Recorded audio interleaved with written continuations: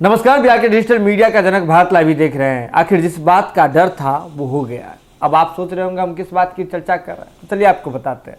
हमने देखा था कि रामविलास पासवान जी राजनीति के धुरंधर चेहरे थे।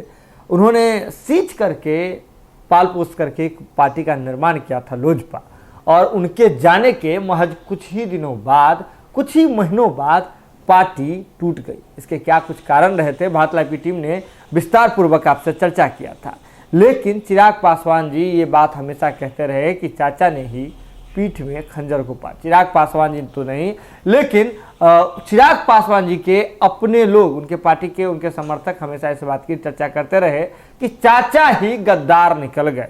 ये बात तो होती है, लेकिन पशुपति कुमार पारस जी हमेशा कहते रहे कि लोजपा को बचाने की जरूरत थी और चिराग पासवान में नेतृत्व का कोई क्षमता नहीं था, इसलिए हमने लोजपा को बचाने के उद्देश्य से अलग, यानी कि चिराग पासवान जी को हमने निष्कासित कर दिया।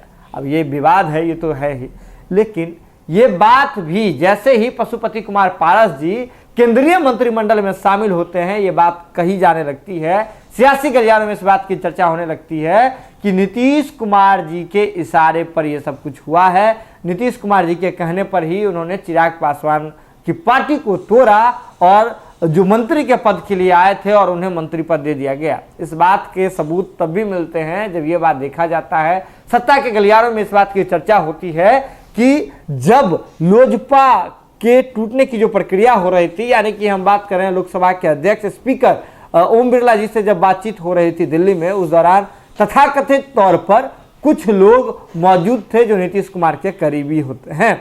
इसके बाद हमने देखा केशव सिंह जी जो जदयू में थे, वे भी इस पूरे प्रकरण में बढ़ चढ़ करके हिस्सा ले रहे थे। अब आपको बताते हैं कि क्या कुछ हुआ है। नीतीश कुमार जी चिराग पासवान की पार्टी लोजपा को तोड़ करके बेहद खुश थे, ये बात चल रही थी। लेकिन अब आपको बताते हैं, नीतीश कुमार जी ने यह समझा था कि हमें मेडल मिल गया, लेकिन कुछ दिन पहले ही अमित शाह जी से मुलाकात होती है। आपको बता दें, जो वर्तमान में केंद्रीय मंत्री हैं पशुपति कुमार पारस जी, और उनके ही गुट के जो बिहार के प्रदेश अध्यक्ष हैं प्रिंस राज जी, दोनों सांसद हैं, तो उनकी मुलाकात अमित शाह जी से होती है। और मुलाकात होने के बाद सुर बदल जाते हैं। सुर किस बात को लेकर के, तो नीतीश कुमार जी को प्रधानमंत्री बनाने वाली बयान पर जो बात थी उस पर ग्रहण लगा दिया है पशुपति कुमार पारस जी ने।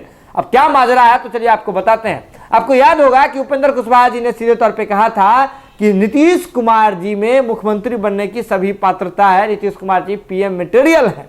इसके बाद क्या कुछ विवाद हुआ था, सम्राट चौधरी जी ने खरी खरी किस प्रकार से सुना दी थी, ये बात भी हमने देखा था। लेकिन अब पशुपति कुमार पारस जी ने इस पूरे प्रकरण पर चुप्पी तोड़ी है और उन्होंने सीधे तौर पे कहा है कि प्रधानमंत्री नरेंद्र मोदी जी बहुत ही अच्छे पीएम है, सुपर पीएम है, और फिलहाल यानी कि 2029 तक पीएम पद के लिए कोई भी वैकेंसी खाली नहीं है।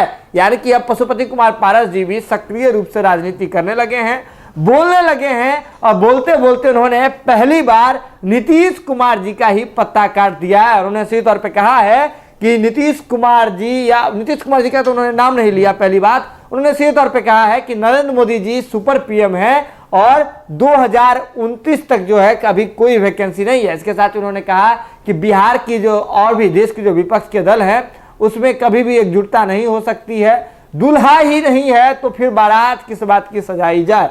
ये बात भी पशुपति कुमार पारस जी कहने लगे हैं। लेकिन देखिए, अब यहां से आपको समझने की जरूरत है। मुलाकात होती है अमित शाह जी से, इसके बाद नीतीश कुमार के लिए एक बड़े दर्द के रूप में पशुपति कुमार पारस जी उभर रहे हैं और उन्होंने सीधे तौर पे कहा है कि अभी पीएम वीएम वाला कुछ नहीं सोचिए, 2029 तक कोई वैकेंसी खाली नहीं है। अब देखिए अब क्या कुछ होता है। पशुपति कुमार पारस जी ने जो दरवाजा बंद किया है, अब दरवाजा खुलवाने की भी कोशिश होती है या फिर कुछ और बातें होती है, आने वाले समय में पता चलेगा। लेकिन आपको जरूरत है भारत लाइव की खबरों को आप यूं ही देखते रहें, शेयर करते रहें और हमारा मनोबल बढ़ाते रहें। बहुत बहुत धन्यवाद।